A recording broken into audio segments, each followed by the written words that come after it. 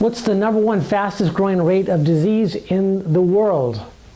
It's called type 2 diabetes. Type 2 diabetes didn't used to be a problem in civilized cultures, and certainly not in primitive cultures. The reason that it's a problem today is because people have neglected to pay attention to the quality of their food. The quality of the food determines everything, and that relates back to the soils.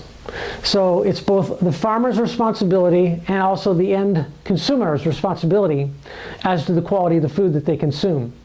First, the farmers have neglected to remineralize the soils. So in an effort to make profits, corners are cut, amendments are not added to the earth, and chemicals are used, chemical fertilizers, herbicides, pesticides, which end up depleting the soil and end up producing inferior food that also has toxins in it.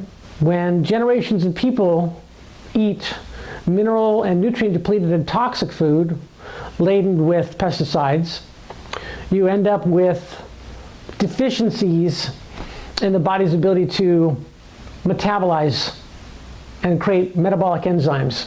What are metabolic enzymes? Metabolic enzymes are the protein catalysts that take care of energy production, protein synthesis, neurotransmitter creation, and every reaction of the body is a metabolic enzyme reaction.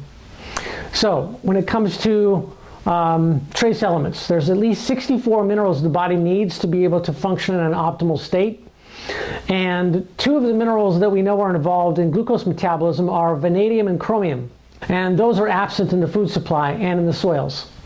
And so if your body is constantly trying to convert glucose into energy, then you end up and not have the actual minerals needed to make that happen, then type 2 diabetes occurs.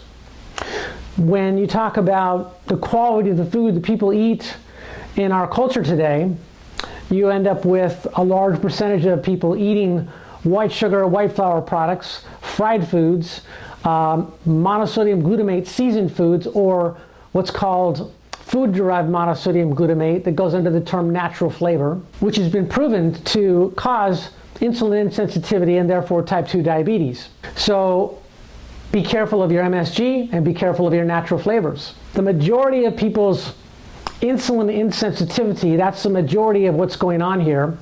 Some of it is, in some instances, there's the pancreas not producing sufficient levels of insulin. But in many instances, it's also just the cells not being able to respond to the insulin produced by the pancreas. So it's called insulin insensitivity. That is caused by people eating the unhealthy diets that exist in Western cultures today. The white sugar, the white flour, the artificial sweeteners, the MSG, the fried foods, all these things damage cell membrane and cell receptor site functionality. So you end up with insulin insensitivity developing, type 2 diabetes. However, if you have type 2 diabetes, you don't have to just settle for that and continue to treat your symptoms with drugs. There are supplements on the market that can contribute to your better blood sugar regulation, as well as you learning more so that you can embrace a healthier diet as the foundation for your body's ability to heal itself from type 2 diabetes. My name is Stephen Hewer. I'm a degreed naturopath, which is a nutritionist. I've been in private practice over 30 years. Today I wanted to introduce you to an herbal extract methodology for addressing improved blood sugar regulation. The product is called Naavudi. Naavudi has been studied by scientists and proven to dramatically improve insulin sensitivity and mimic the role of insulin. The primary active ingredient in it is a herbal-derived chemical called epicatechin. So the names of all the 8 herbs that comprise the Naavudi product start with the Pterocarpus marsupium, which has the high levels of the epicatechin that's responsible for cell regeneration, mimicking the role of insulin and improving insulin sensitivity. The second one is called Momordica charanta lin, which is an astringent and it also controls blood sugar levels. The third one is cinnamon. Cinnamon is known to also improve insulin sensitivity. The fourth one is Eugenia jambolana. It's also a diuretic. It's also got anti-diabetic properties. It diminishes the quantity of sugar in the urine and also helps alleviate thirst. The fifth one is called Melia adratka. So that one helps with metabolism and blood sugar levels.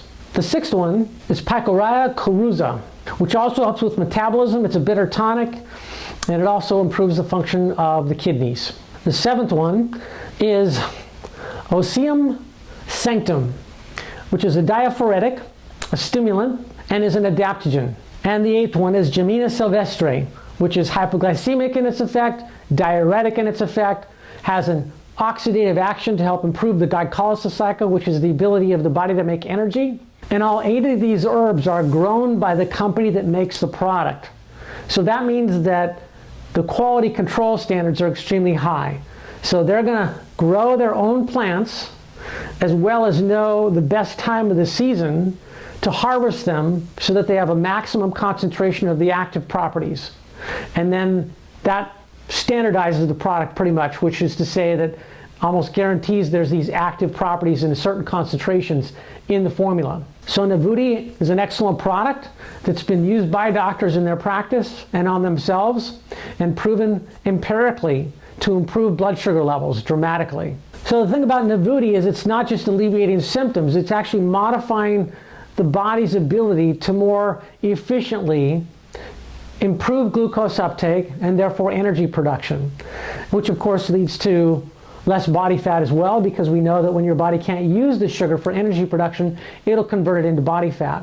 So in addition to you adopting a diet that is healthy as possible for you to improve your health and improve your body's ability to heal itself from insulin sensitivity, I recommend that you consider adding Naavudi to your diet to help your body maintain an optimal level of insulin sensitivity and therefore glucose metabolism. I'm a strong believer in supplements. I've used them for decades now of my life. They've made dramatic differences in my health. And I encourage anyone out there who has any degree of ill health to realize that the supplement science that exists today in the naturopathic holistic healing arts community is extremely advanced, and with proper knowledge and proper guidance, you can use them to improve your health dramatically. Thanks for your time and attention.